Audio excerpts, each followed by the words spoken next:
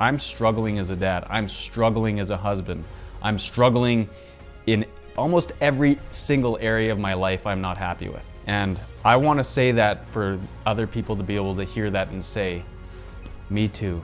I'm not the only one, because now we can begin to start to deal with it. This isn't an issue of sitting here parked on it, making excuses and staying there, but it's really flippin' hard to move forward when you feel like you're just a piece of shit who's all alone in this world. It's really hard to have hope and have some inspiration when you feel like you're fundamentally fucked up. So this is a highly traumatized society. You can't compare traumas. Each person's trauma is their own, and the pain is real. And to say that somebody else's greater pain is utterly meaningless. And we would never do it to other people, we only do it to ourselves. Trauma isn't what happens to you. Trauma is what happens inside you. Trauma is not the fact that you have pain or sadness. That's not trauma. Trauma is when you're alone with your pain and sadness, so you can't process it and move through it. We were all born innocent, and we were all born just wanting to be loving and loved. And then something happens. And then it's a hard road back. This video is super important to me, and I hope that it's going to be as impactful for others as I'm hoping it will be. Since I did my first video about quitting drinking, I've had a lot of people from all over the place reach out to me. One of the things that I've heard from people a few times, they've said something along the lines of, it seemed like you had your shit together. Every time I would hear that, it bothered me. My intent has definitely never been to put that across, and since I've been going through this process of deep introspection and dealing with my own stuff and becoming aware of why it is that I do what I do, or why I had these issues, or why these arise in the first place, and having these conversations with others and really starting to understand how deep this mental health crisis really is, particularly among men, and I only say that because I'm a man and I can relate to that. There's so much pressure on people to keep their mouths shut.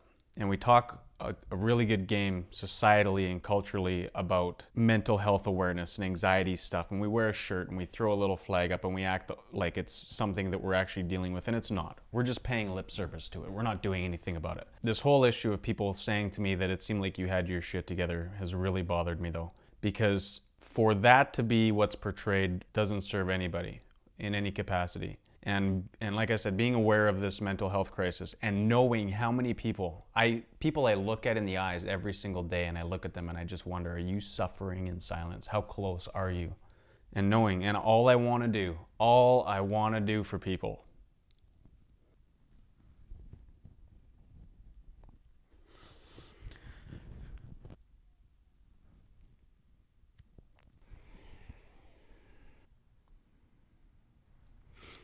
I just want people to feel safe. I know most people don't have anybody that they can talk to. Most people don't have friends that they can trust. Most people don't even know what it's like to have real friends. I don't know, I don't want that ever to come across. I don't have my shit together. And I can say this because I don't care. I'm at peace with my process, and part of it is I know that everybody's going through it. We live in such a culture that's so full of bullshit, superficial, shallow facades, and it puts the pressure on. I think there's so many people that are just dying to reach out and dying for somebody to just be real with them and for them to be real. And part of this whole process for me, between coming across Dr. Gabor Mate's stuff and then shortly thereafter being told about Brene Brown's stuff on vulnerability and how, you know, we need that for connection, and how connection between a ton of these things that have all come together seemingly coincidentally and serendipitously, just realizing, like, and seeing it in myself in the last couple months when I would connect with people, you know, and dealing with some of my own internal darkness, getting inside my own head and struggling through some of these things and really trying to understand, like, what the hell's the meaning of life? What am I here for? What am I doing? What's all this? What's the suffering for? What's the point of suffering through a lot of these things? Just dealing with some very deep stuff that I've kind of always been that way, but when you don't have alcohol to use to run away from some of these things, realizing how much trauma I've had, how much trauma I had as a kid, how incredibly unstable and chaotic and how much of a mess my childhood was. I didn't realize it until now. I just ignored it because I didn't want to talk about it, because you're not supposed to talk about that stuff. But realizing that it's actually an absolute imperative to talk with, and seeing the healing that's happened through that has been incredible.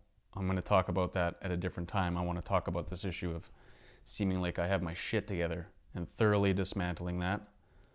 These times of connecting with people and being in, just having social times with good people and realizing I completely lost track of how I was feeling earlier. And just coming away from those experiences and realizing like relationships are the richness of life. Like there's nothing to me, and I don't think this is an isolated thing with just some types of people. I think that if we aren't operating like this, it's because of something there. And you've never had an experience with people that are really real, that you can count on, that you can trust, feel safe with, and have a meaningful relationship with. Friendship, relationship, connection. I think it's so fundamentally important. Dr. Gabor Mate says it is as instinctual to survival as anything else. It is absolutely important.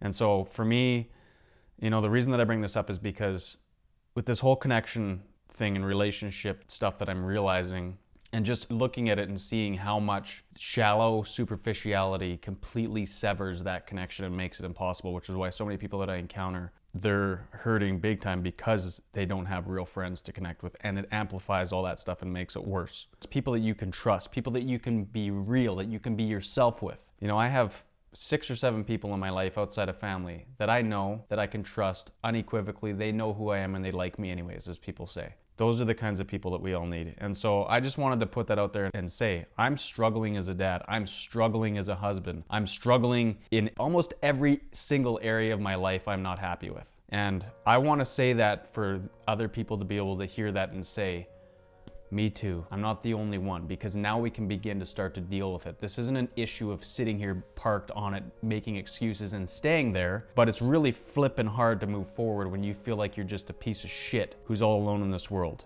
It's really hard to have hope and have some inspiration when you feel like you're fundamentally fucked up.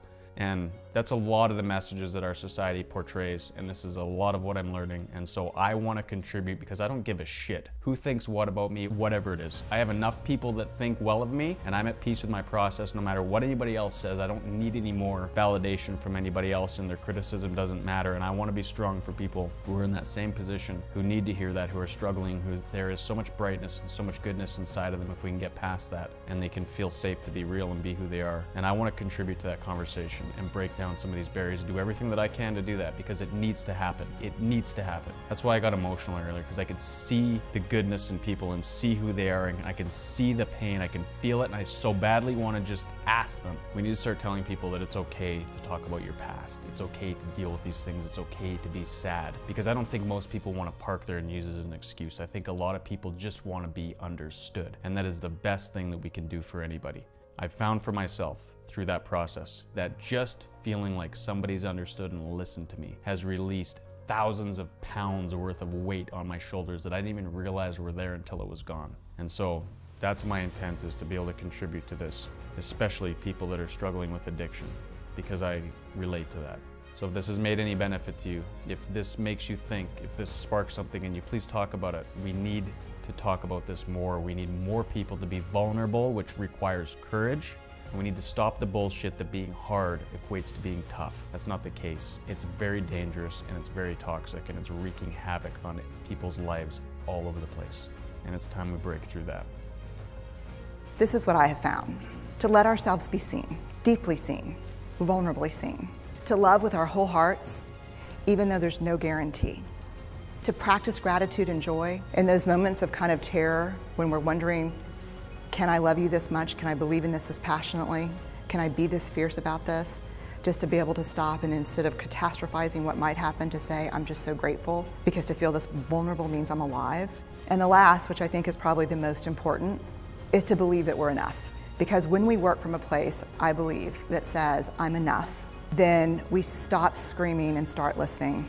We're kinder and gentler to the people around us, and we're kinder and gentler to ourselves. That's all I have. Hey guys, thanks for watching this. If it's brought you any value or spoke to you in any way, please share it with somebody. And please don't be shy to let me know in the comments what your thoughts are and what this has meant to you. I really appreciate it.